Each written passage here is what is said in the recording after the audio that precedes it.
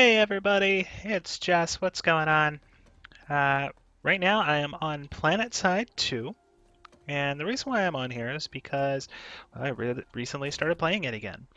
So what ended up happening is that I started playing it, and I found that I have friends who want to play as well, but they're relatively new to the game or have newish characters and stuff, and trying to explain to them like what certifications they should take and what kind of builds they should do and things like that is a little bit difficult to keep up with doing that while you're also trying to play. So I thought maybe I can find them some information on what to slot, what to take, but I can't really find much that's like up to date. I'm finding all this stuff from years ago, which most of that information is still relevant, but there are changes and things along the way that changes some things and makes your choices a little different than they would have otherwise been. So what I'm going to do is go over some of the basic fundamental stuff of Planetside 2, and hopefully not only my friends who are playing will find this useful and informative, but other people out there who maybe want to try giving Planetside 2 a try, and maybe they'll find this useful too. So I'm going to get right into it. Oh, Jesus. Sorry. Okay, so the main thing I wanted to go over right now is certifications, what to do with them, where to put them. And so I'm bringing up my character stuff, all my different classes. So when you're in here, uh, this is where you will spend your certifications. Now, certifications are points that you get based on the amount of experience you get. For every 250 experience you get one certification point. Certification points are spent to unlock new stuff on your characters and your classes and your vehicles. The important thing to note as well is that for the first, I think it's the first 15 levels, you get a bonus every time you level up of certifications. I think it's like 100 certifications every time you level up to level 15. After that, it's just the flat 250 experience per certification point. Now, one thing a lot of people are going to want to do immediately is when they get in, they're going to be like, okay, well, I want to be a heavy assault, and I don't want this gun. I don't want the gun I start with. I want some crazy badass gun down here. And by the time they hit, level 8 or whatever, they have enough certs to unlock something, and they're going to unlock one of these guns. Don't do that. Don't do that. That's not a good plan. What you want to do if you're going to be playing Planetside 2 is you definitely want to unlock as much stuff as you can so that you have a diverse character set and you can handle a bunch of different scenarios as they become relevant. So you don't want to be stuck being like, well, I'm just a sniper and right now there's a massive tank battle, but I'm a sniper, so I guess I'm just going to sit here and wait. You don't want that to happen. So what we want to do is we want to focus first and foremost on putting points into things that'll help us get more certification points. The best way to go about doing that is to go into engineer or combat medic first and foremost and slot one of them up. In fact, I suggest slotting both of them up, but for the moment, we're just going to take a look at engineer. So why engineer? Why is engineer something that you should go into? You might be saying, I don't want to repair things. I don't, I want to play something cool where I'm like blowing stuff up. Okay, here's the main reason why you go with engineer. It's going to get you a ton of certification points. Why? Why is it going to get you a ton of certification points? Well, a handful of different reasons. So what we're going to do is we're going to look down here at our Nano Armor Kit. So when you click it, it brings up the ability to upgrade. Now I'm still 1 point away from upgrading it fully because I just haven't felt like spending 500 points to finish it off. But even at rank 5, it's pretty damn good. So the reason why you want to upgrade your armor kit is so that you can repair things faster. The faster you repair them, the more points you get for repairing them, the more experience. Basically, the experience is awarded to you as an engineer, not based on like how long you're repairing something, but how much you've repaired it. So the faster you can repair it, the more experience you get. And other engineers that run up and they're doing it as well, you're still getting a lot of experience because you're repairing really quickly. Whereas if you've got like a rank 1, I mean, you're still getting experience, but if a rank 5 guy runs up or a rank 6 guy runs up and starts repairing it, he's going to repair it to full and you're still sitting there like not really getting any experience. So you want that. Not only do you want it for that reason, but being an engineer is incredibly, incredibly useful. Not only can you repair vehicles, whether on the ground or in the air, but you can repair mech suits, these big hulking armored guys. You can repair them. And that's very, very useful because medics cannot heal them. They can only resurrect them if they die. Engineers have to repair them. And they're incredibly useful units that can kind of take the brunt of the enemy fire and stuff to keep other people alive. Like we can use them as the front line. So it's very important that you level up your armor kit. What else is it important you level up? Well, if we go in your engineer certs, one other thing you really, really want is, let me find it, ability slot, ammunition package. So to get here, you go down here to the bottom left to engineer certs, open that up. You want to go to your ability slot, and it's under here under ammunition package. Now you can see I have completely filled up the ammunition package. I have 6 ranks in it. That means that, that last rank was 500, I think. The rank before that was 200 or 100 or whatever it was. I put a lot of certs into this. Why did I do that? For a handful of different reasons. Number one, a huge chunk of your certifications for engineer are going to come from your ammunition package. Ammunition package is going to basically you throw it on the ground near friendly people, and whenever they need ammunition, it just gives it to them automatically. It's like an aura field that anybody standing anywhere within range of that ammo package is going to get more ammunition. So why is it important that we rank it up? Okay. So each rank you put into your ammunition package is going to give you some passive bonuses. So you can see right here, just putting 1 into it, I think you start with 1. And then once you get this one, which is 60 certs, it increases the lifespan of your ammunition pack to 2 minutes. So when you throw it on the ground, it lasts for 2 minutes. The third rank makes it last 3 minutes. It also increases the radius around it to a bigger space, another 4 meters on its radius. The next one makes it 4 minutes and increases its radius to 5 meters. The next one increases it to 5 minutes and increases the radius. And the last one increases it to 6 minutes and increases the radius. But it also allows you to put down 2 ammo packs at once. That means that you can go to 2 different spots where people are fighting and using up ammunition and throw them down. So now you're getting twice as much experience from supplying ammo.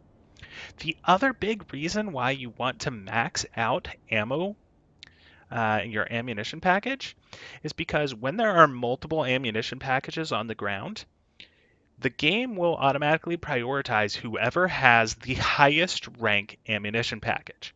So let's say you have a rank 1 ammunition package and right next to it is a rank 6 ammunition package. The only one that's putting out really any ammunition and getting experience is the rank 6. That rank 1 is never going to give anybody ammo unless they are like it just won't. So not only are you getting more radius, you're getting multiple packs at once. They're lasting longer, but you can also it also prioritizes you over somebody who doesn't have the certifications in it. So it's very, very important that you have like rank 6 in that.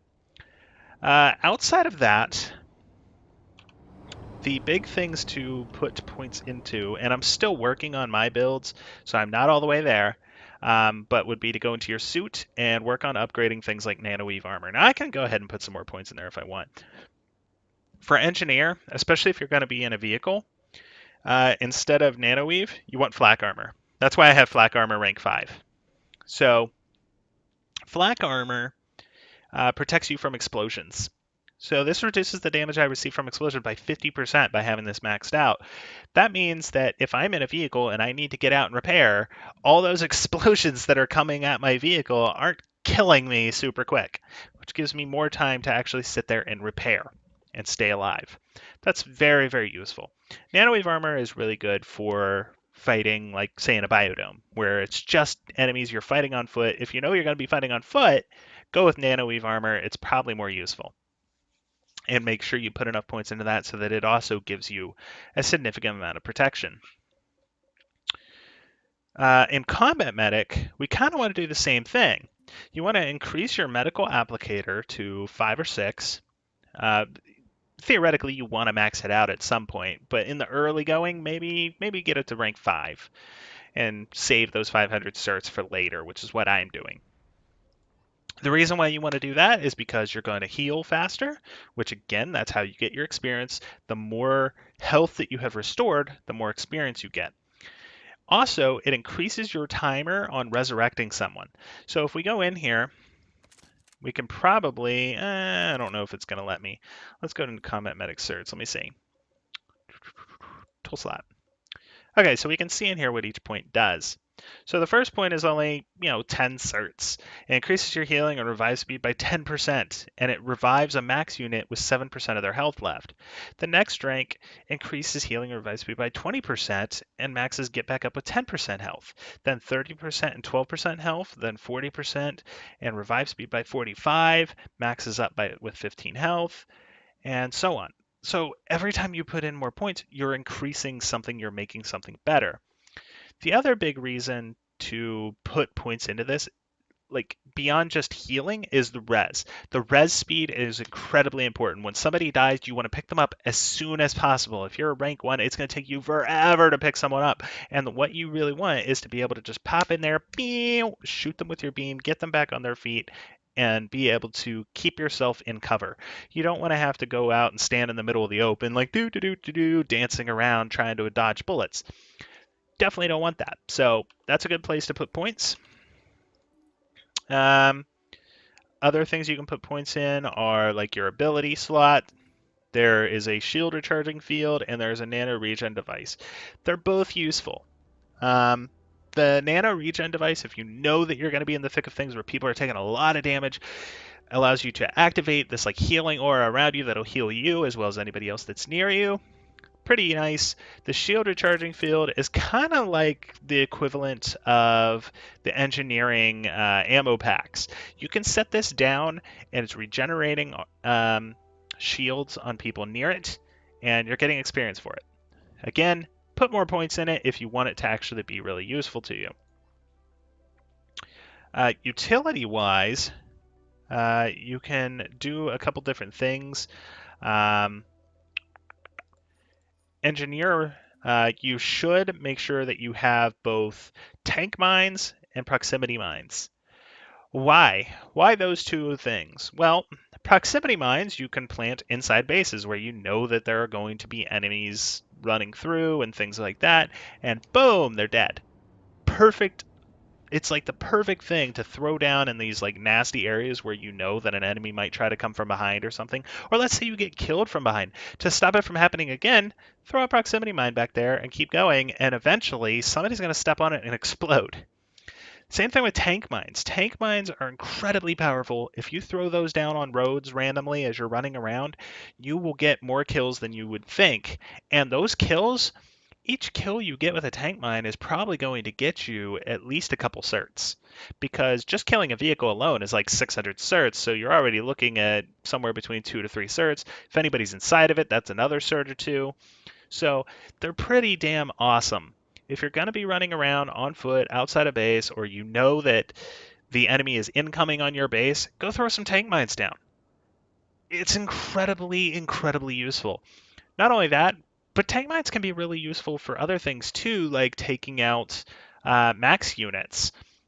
Throw them on the ground, get back. If you see a max unit come in, shoot your tank mine. Boom! It blows up. It'll kill the max instantly. pretty damn awesome thing to use. Combat Medic, there's a couple things you could also get. You can get Revive Grenade or Healing Grenade. I think the Revive Grenade is more useful, plus it feels way more satisfying when like 20 of your teammates die in front of you and you can just chuck a grenade in there and they all get back up. Huge amounts of experience for you, but it also helps turn the tide of the battle, and it feels incredibly rewarding to get that sort of thing happen. Uh, what else? Another thing to think about is your weapons. So let's take a look at weapons. So here's the problem with why I say don't spend your certs on weapons to start out. The reason for this is that the weapons that you start with are generally very, very good. Some of the weapons that you start with are basically some of the best weapons you can get a hold of. Planetside 2 is different than a lot of other games, and like Call of Duty or something like that, you're trying to get new weapons unlocked because those new weapons are going to be way better than the weapons you started with. In Planetside, most of the time, the weapon you start with is one of the best weapons in the game. In fact, for almost every class, you usually start with what is like the most all-around balanced weapon for multiple uses. The different weapons that are available simply provide different bonuses for what you want to do in specific. So sniping or long range, short range, maybe getting a shotgun or whatever it is you want to do. I have no idea who that guy was or what he was saying. Um, but anyway, the weapons in Planetside 2 are not upgrades. They are side grades. So spending 1,000 certification points on a new weapon might be kind of fulfilling and satisfying in the short term, but in the long term, it's not going to help you get more certification points to unlock more stuff. So early on, you want to spend your certification points in ways that are going to help you generate more. Spending them on a bunch of stuff that's expensive that doesn't help you generate more is going to make you feel like, it takes forever to get certification points. Well, of course it does. You're not investing into bettering your character's progression. So let's take a look. There's a couple things that I will recommend, regardless of what class you're playing, is whatever gun you're using, go into change attachments and make some adjustments. First thing, always have some sort of optic. Any kind of optic, just a X1 optic, a 2X optic, whatever. I mean, they're only 30 certs a piece. They're very cheap for whatever type of scope you want. They are cheap. Throwing just a simple 1X or 2X on there just to get a dot scope, wonderful. Iron sights suck. Don't use the iron sights. 30 certs, bam, you have a much better weapon than you had before. It's such a cheap investment for such a useful thing. Next up, barrel. You can get a suppressor or a flash suppressor on this weapon. You can also get compensators on some weapons. I think maybe... I don't know if I can get a compensator. I don't see a compensator. I've got suppressor on this one. Those will give you some bonuses, but they change the way the weapon functions a little. But first and foremost, always get a better optic. Barrel, that's up to you if you want a suppressor or a flash suppressor. Basically, they just change some things. Suppressor will knock out the audio. Flash will will make it a little bit less visible that you're firing and where you're firing from, but it also reduces the range on the mini-map for when you light up, when you shoot. So they have to be a lot closer to you to actually see you on that mini-map. Then you get in here to the rail. You can add a laser sight that increases your hip fire accuracy, so you're not looking down the sights. You can get a forward grip that increases the control of your weapon, which reduces horizontal recoil by 25%. So the horizontal recoil is when your gun goes back and forth, left and right. What'll happen is when you're firing, it has a random chance to kick left or right. And some weapons can kick multiple times in one direction before it'll kick in another direction or something. Like say the Naginata is limited to 2 kicks to the left or 2 kicks to the right in a row. But it's a little bit erratic to not have your gun just be pinpoint accuracy. So forward grip will help keep it from going as far to the left and right.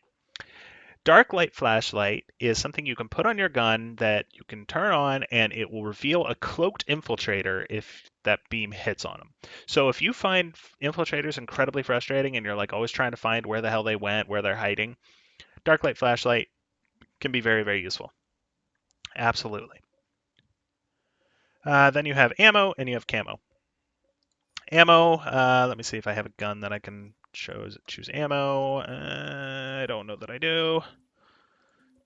No.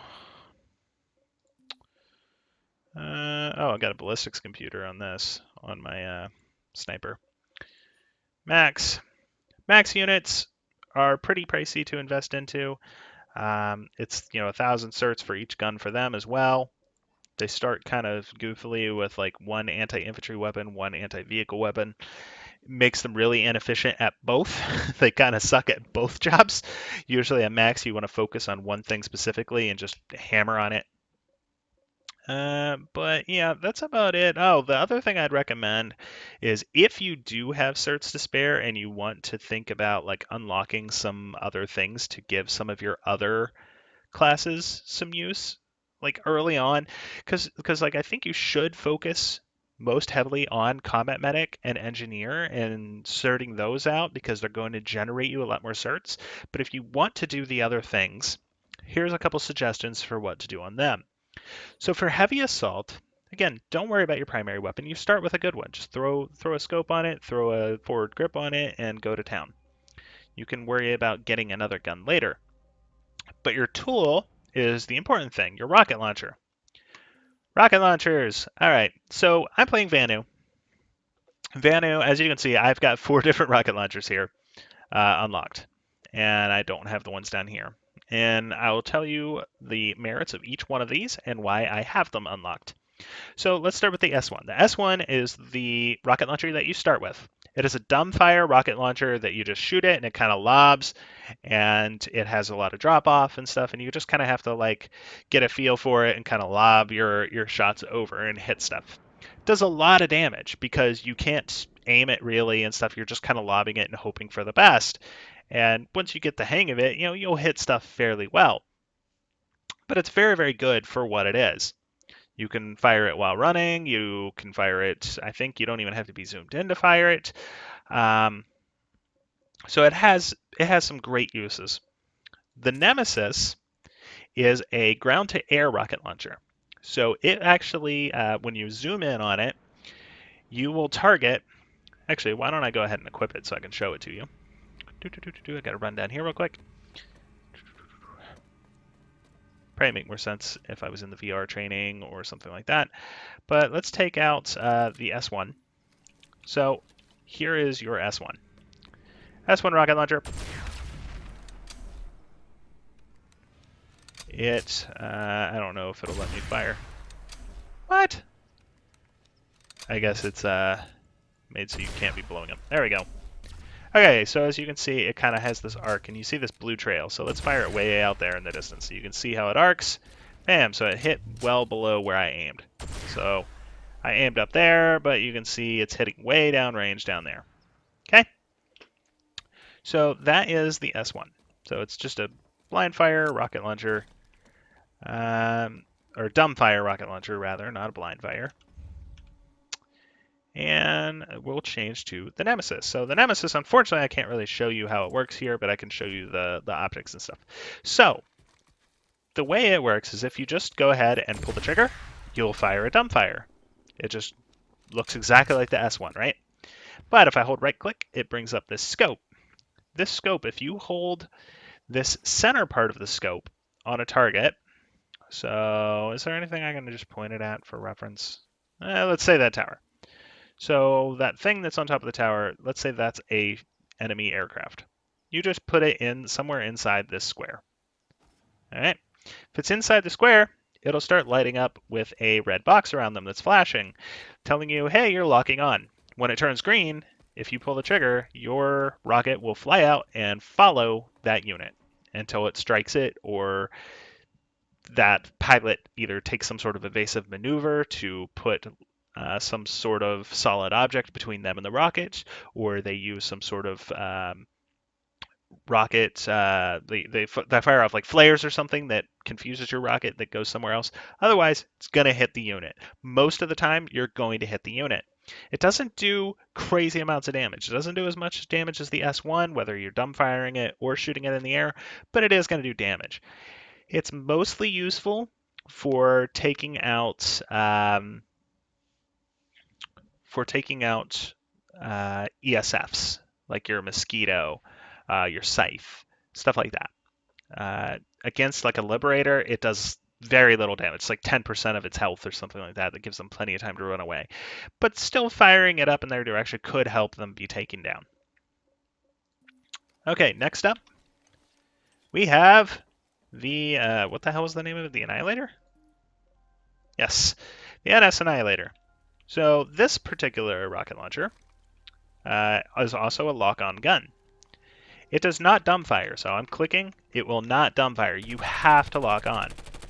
So what's the usefulness of this one? Well, it can target ground units and air units. It can lock on to everyone.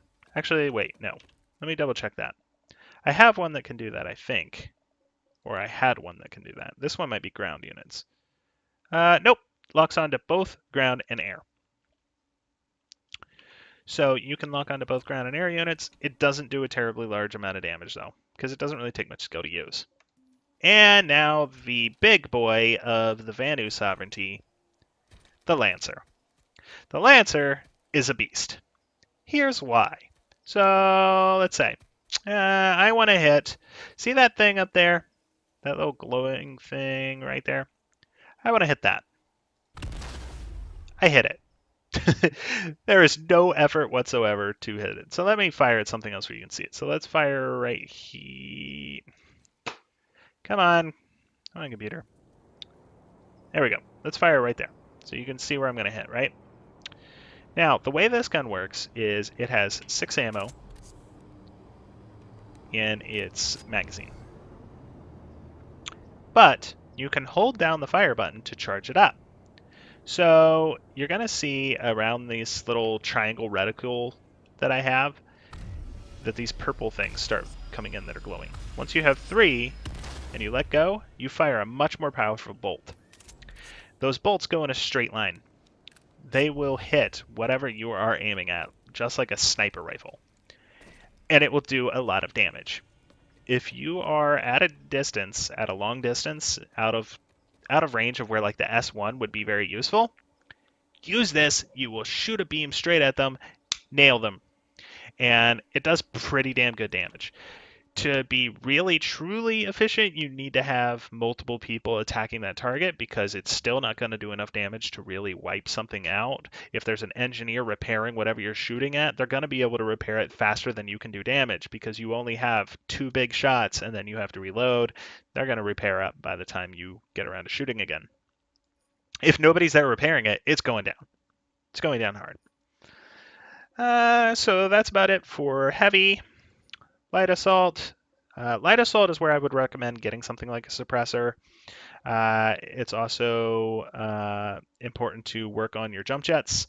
I don't have points on my jump jets on here because I haven't been playing my Light Assault on the PC.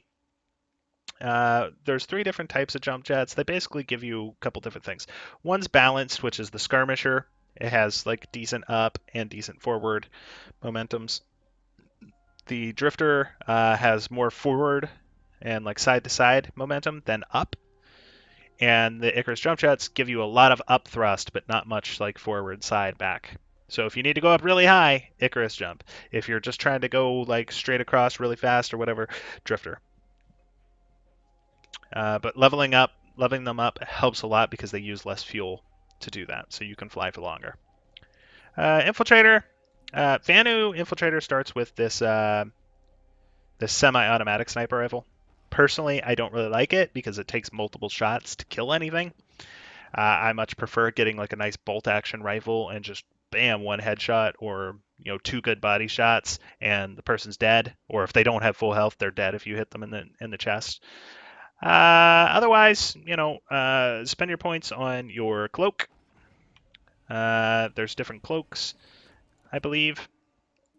I'm not a big recon player.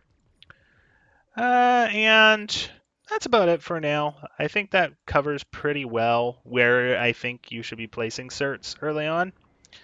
The more you do that kind of stuff, slot out your engineer, slot out your combat medic, maybe throw an extra rocket launcher. Like I took the Nemesis, that was the first thing I took as a heavy because there was just so many air units, and I was like, I want to be useful. I want to help kill these air units. I just bought a Nemesis rocket launcher, and that alone gave me a bunch of power in the air because even if you're not hitting or killing the things in the air, that lock on when you're trying to lock on will tell the pilot, hey, somebody's trying to lock onto you, and it's like whip, whip, whip, gives you a big warning. And that pilot, you'll see, like as soon as you start locking onto somebody, that ship just banks and starts flying differently and goes away from the battle and stuff because they're afraid of the rocket. So it is very useful to have. So anyway, I was just trying to cover like basic idea of where to throw your certs early on, why to put them there, how it's going to help you. Hopefully this is useful to somebody. I know I talked for quite some time. So thank you very much. If this helped you in any way, let me know. Share, like, subscribe, tell your friends if this is useful. If this is useful. If it's not useful, then, whatever. Hopefully it is, though. If you have comments, questions, whatever, things that you want me to talk about, let me know. I would be happy to try to invest some time into doing that. So thank you very much, guys. I'll see you next time. Bye-bye.